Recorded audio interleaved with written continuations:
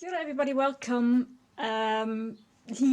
Normally you see my face when I start any of my tutorial videos. Today you're seeing my little helper showcasing the item, the very item I'm going to show you how to make. Because this is back to front, I'm shooting the introduction after the fact. Because the camera was playing up earlier. And so I've literally just made this cat basket that my cat is currently quite happily sleeping in about an hour ago. She used to use the one on the right. You can see it's got a little blanket in it, and that is the basis of the tutorial. And so I just put the one next to it just to see the size difference, and well, you know, next minute she's right in it. And clearly she's happy. So even though it's a bit smaller, but this is a small cat, she's just 4 kg. So if you know your cat is bigger, obviously you want to make them a little bit bigger, but it just proves the point. Size does not matter to a cat. If you like what you see, continue watching, and I show you how to make one of these for your own cat or dog or other furry animal, or maybe just for storage. Because she's so happy. Kia ora everybody, welcome. Welcome back, really, I should say. So, you know, I decided I'm still gonna do the face the camera now that the cat has vacated her new little basket. So this is what we're making today, right? It's a purpose-made cat basket. You can use it for other things, of course, as well. That's really up to you. As you can see, she's loved it so much she already misshapen it a little bit because it was still sort of wet when she laid in it. I mean, these come in handy for a lot of other reasons as well. You can use them for storage in your pantry, that kind of thing. I make these as paper trays as well. You know, obviously they need to be a little bit larger, you know. So hopefully you find this useful, and make one for your own furry friends, you know, if it's a cat or a dog or a rabbit or I don't know, you know, what animals sort of like sleeping in little baskets. I'm guessing a lot of them. And it's a fun little thing to do. It's not super hard, you know, which is a good thing, I suppose. And yeah, let's dive right into it. Hello and welcome. Right, so this is my cat's favorite basket, as mentioned before. It was never meant to be for her. It was meant to be a paper tray, and it was a little bit too small for that. So this is and just marginally too small, actually, and so I just left it sitting there and meant to use it for, you know, all sorts of storage ideas. And then next minute our cat had other ideas, and so that's her own now. So it's some people would cringe at this, but our cat rules the roost, and she's sleeping in it a lot and is sitting on the table, although we rarely sit on the table ourselves. So as you can see, it's a fairly shallow basket, right? And you can make this with all sorts of other materials, you know, as long as they're rigid enough to kind of form the sides. You can use cattail, you know, bulrush, plastic even, although I don't think, I don't know, I mean, you know, like cats are funny things, aren't they? So my cat loves all sorts of baskets anyway, you know, as every basket maker would know. Cats love that kind of thing. The smaller the better, and this just fits her perfectly. Now, if your cat is a huge tomcat, you may want to make this a bit bigger, or you know, you get away with making it a bit smaller. So this is made with what I call my normal width, so that's 12mm wide, and there's New Zealand flax, and that's 48 in total, so 24 each way. And as you can see, you know, it's a year old now, so she's had you know, so normally it would be like this, but because she's sleeping in it, it kind of, you know, moved a bit. So normally this would be this kind of shape, a rectangular basket, or a rectangular kono, as we call it.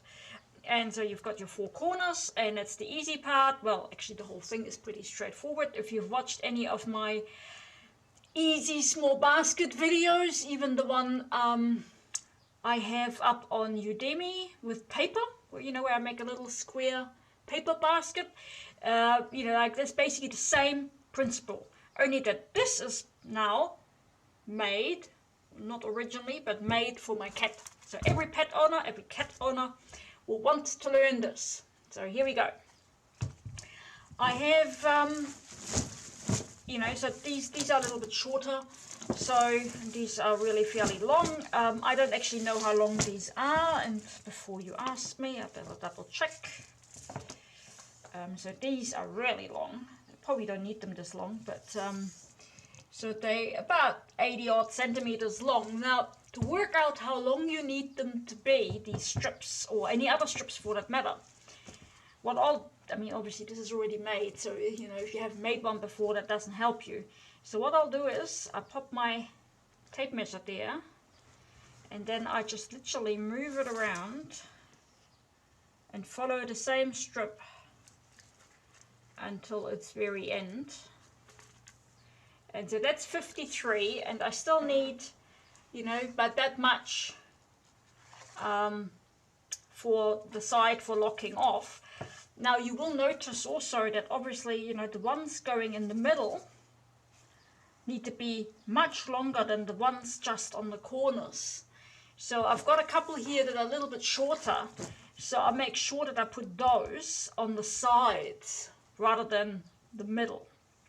And the way these kono are laid is actually like this.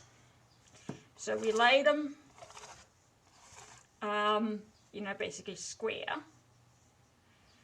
And so that's when I remember, so on the sides, I can use these couple of shorter ones, because they literally just go around.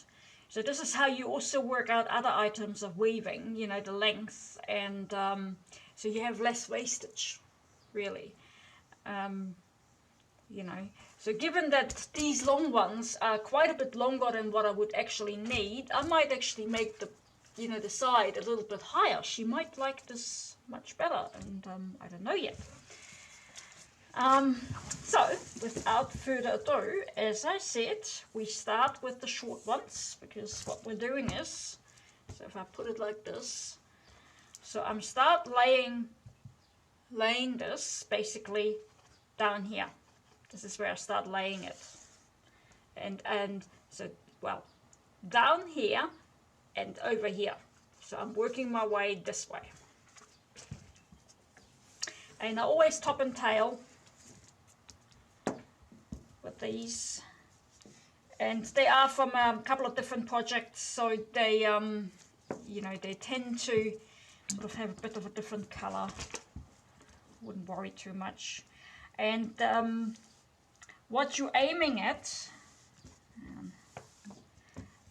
because we're gonna go really high with this, what you're aiming at is with this process here is squares, not diamonds. So I zoom in a little bit so you can see what I mean. There you go. So at the moment you're laying them in squares. You know, you see? There's a square, right?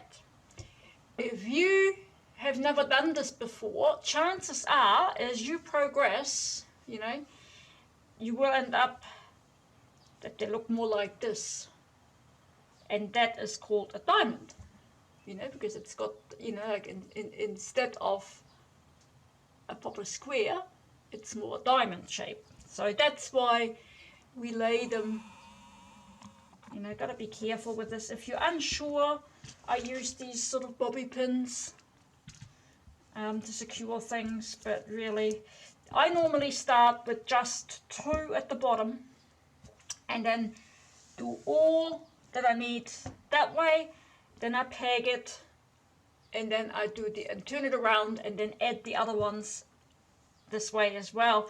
If you've watched any of my other videos, and I really encourage you to do that, you will notice that I recommend doing this. You know, it's really up to you, but yeah, it just makes your life easier to do. And I always say top and tail.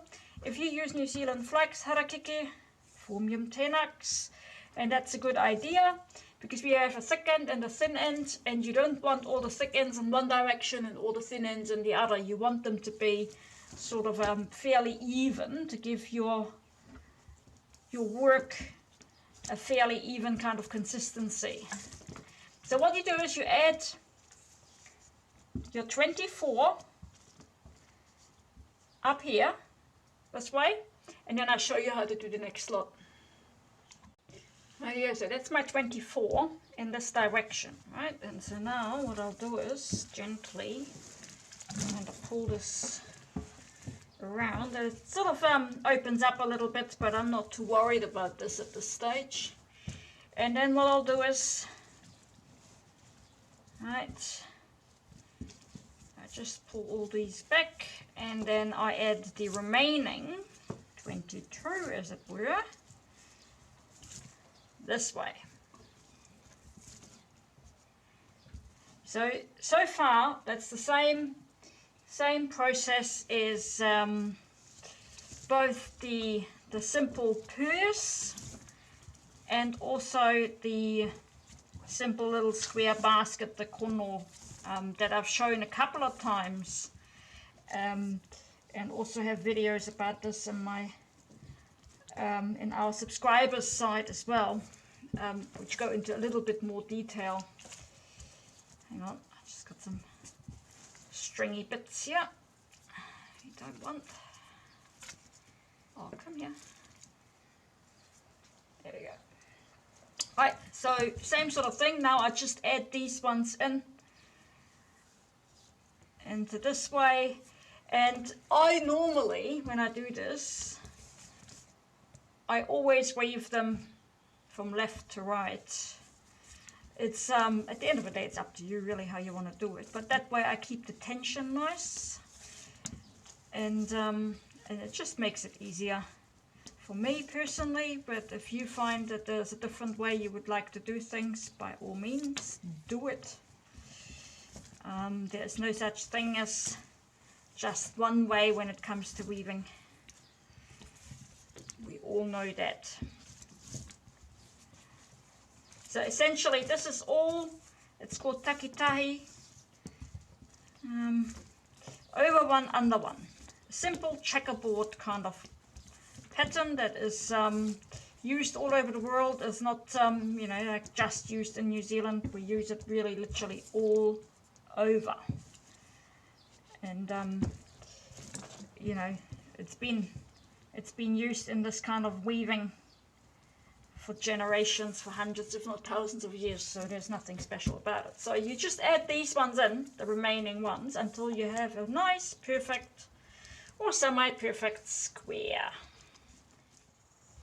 Right, so how to work out, you know, the corners, where to put the corners. So normally we would put the corners halfway. So this is 24, so we would put them at 12. But because we want to make an oblong or rectangular basket, sort of, we need to make the corner somewhere else.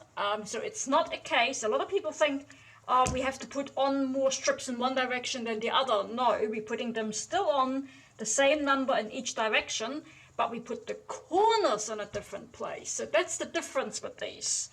And also that's the difference with other basketries in other countries where you indeed put more in one direction. So in this instance, I just had a quick sort of count, but normally what I'll do is I'll just give it a try and see where it fits. So I've turned this one at 9. So from the corner, I count 9 on each direction and put a little peg in. That makes it, I don't really need to, but it just makes it easier to remember, especially if you're using that many whenua. So 1, 2, 3, 4, 5, 6, 7, 8, 9, and pop a peg in after that 9th. 1, 2, 3, 4, 5, 6, 7, 8, 9. Same here, right? And then we double check. Yeah, that's roughly the. I probably could even do 10 if I wanted to. If I wanted to make it sort of more square than oblong, but you know, it really doesn't matter. And then you do the same on the opposite side. So again, 1, 2, 3, 4, 5, 6, 7, 8, 9. Put it in after number 9. Okay. 1, 2, 3, 4, 5, 6, 7, 8, 9. Okay. 1, 2, 3, 4, 5, 6, 7, 8. Yep. So yeah, so I probably would get away with even 10, but then it becomes more square than rectangular. It really depends on you. You know, you can make them really narrow, you know, and make them sort of like a, you know, whatever you want to make out of it, you know, for some storage space, or you make them really wide, up to you. The next thing you need to do is obviously make your corners, and that is the same process as in any corner video that I've made before. So you can either, you know, jump on any of the free ones here at YouTube, or you can head over to my website, to the subscription space. It's called the Weaver's Circle, and you sign up there and then log in, and there's a couple more there. You know, I really don't go into too much detail about that, otherwise the video is just going to keep getting longer and longer and longer and longer. Just to recapture though, so you start at some corner. In this case I'm starting with this one. You pull these ones back. It's, you know, pretty straightforward if you've woven before, and all my videos are for people who have woven before, remember. And then you just sort of loosely turn this over. Don't tighten it too much, you do that later. And then you just maybe take 3, 4. I wouldn't take more than that for the corners at this stage, because remember, you want to make the basket itself quite shallow. So, you know, there you go. So that's 3. I'll pop another one in, make it 4. Right, so that's those 4 done. And then what you do is you pop your index finger into this corner, that's the corner there, and then you just gently, I'm saying this a lot, gently pull in all directions to actually form your corner. There you go, see, there it is. Leave the peg in it just for time being, just in case you make a mistake later, and it happens to the best of us, trust me. You get distracted by something, or the phone rings and you go away, and then you go, ooh, where was I?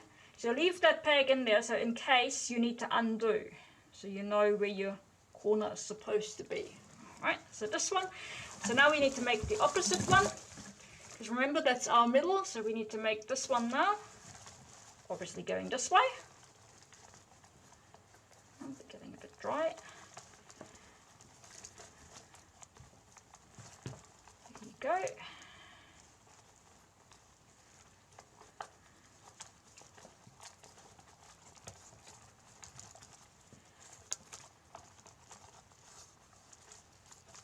If you find it too difficult to sort of do both corners sort of on the outside, you can more than welcome to make one on the inside. I do that sometimes, you know, I just sort of make one corner on the dull side and one on the shiny side, just because it's easier sometimes. Being able to make corners is a good thing anyway, because, you know, they come in handy in a lot of other projects as well. So, right, same sort of thing. Pop your index finger in the corner and gently pull. And that's really, there is to it.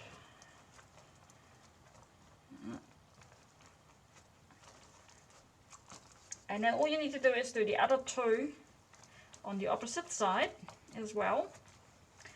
And then what we'll do is we'll work our way up so we can actually lock it off. Remember, this is going to be a shallow basket, but if you want to make it deeper, you can. There you go. So we've got our 2 corners. There you go. So our 2 corners here.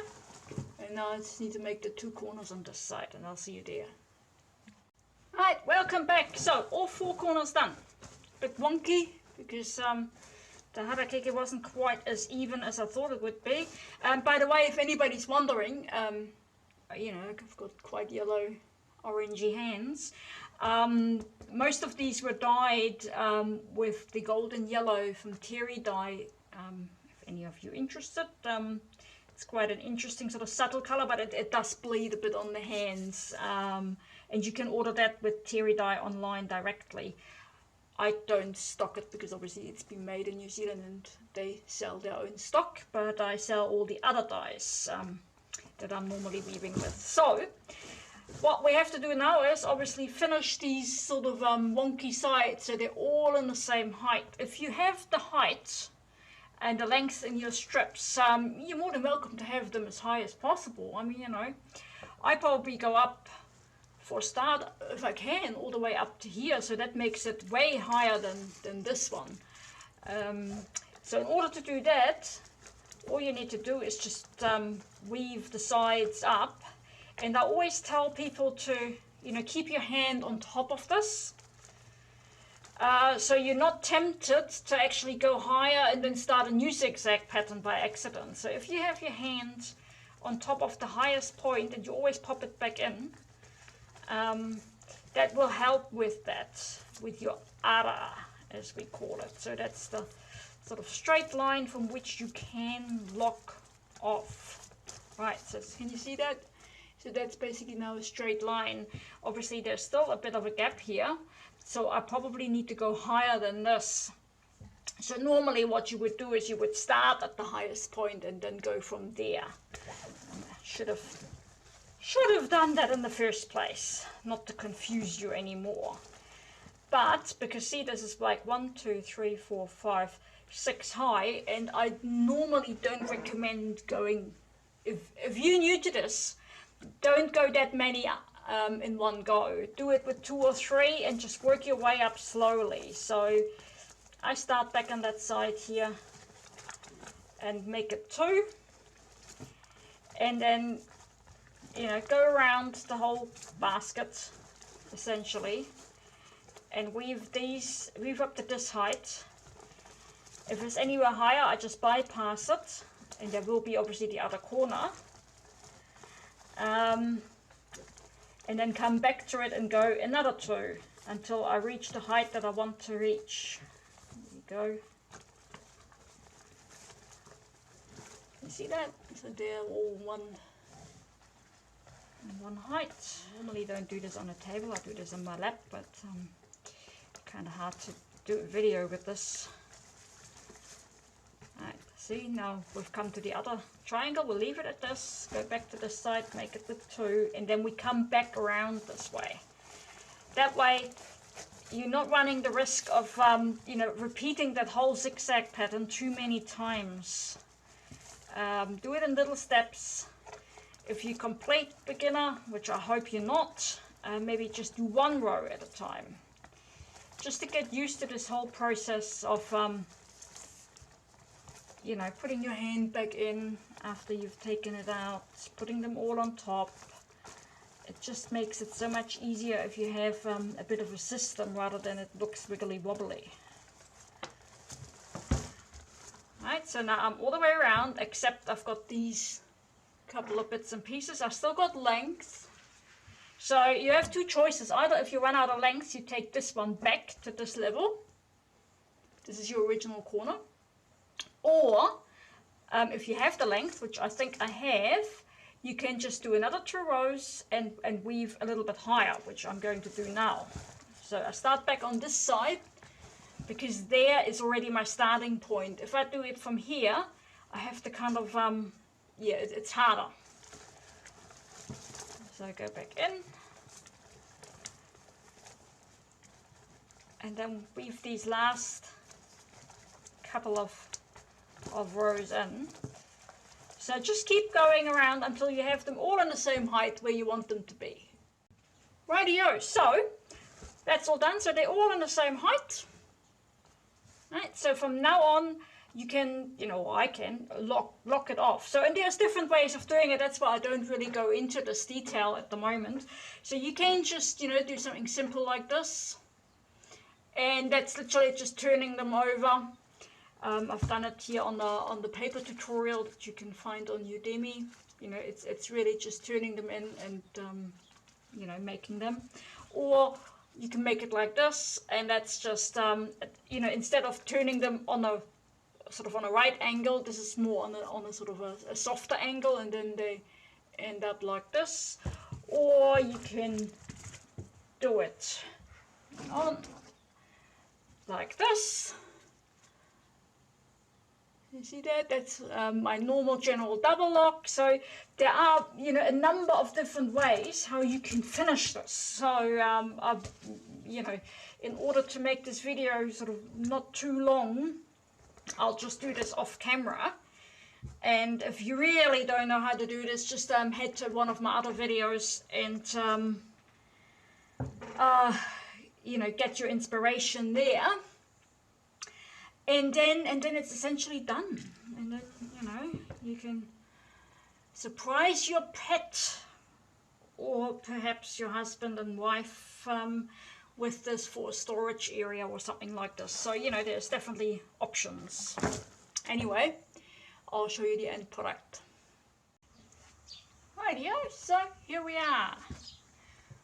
All done, tidied up. I've put a little fitty on the side because I've had the length. And it's a little bit smaller than the old one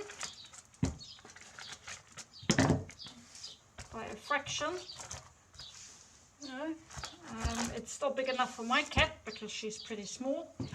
Or kittens, that sort of thing. There you go. Anyway, so here you go. So there's your four corners.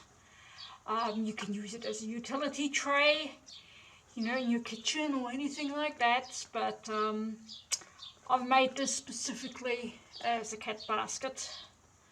So hopefully you can make one too, and then let me know how your pets love it.